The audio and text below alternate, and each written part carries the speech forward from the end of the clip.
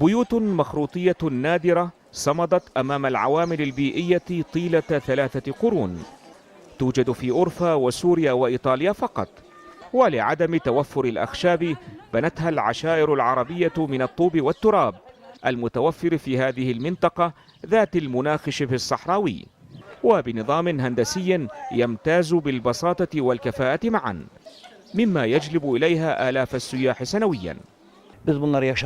حولنا هذه البيوت إلى معالم سياحية وثقافية لنحافظ على وجودها، وقدمنا لأصحابها الدعم لتظل معلما تراثيا عربيا.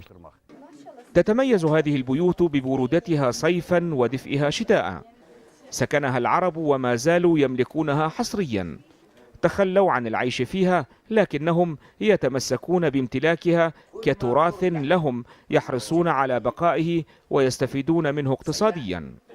الدنيا كلها تجي، أمريكا، أوروبا، ألمانيا، يعني بنوبة الدول، دول الخليج كلها تجي، يعني يسألوني، يجون يدحدون عمارته، يدحدون شلون برودته، يدحدون شلون مساوية.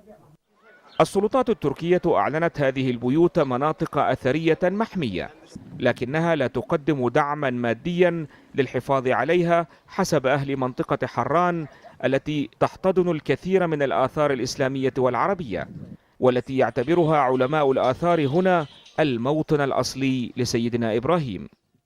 منازل حران العربية ما زالت قائمة كرمز للثقافة العربية وبجهود أهل المنطقة فقط، رغم الغزو الثقافي والحضاري لهذه المنطقة.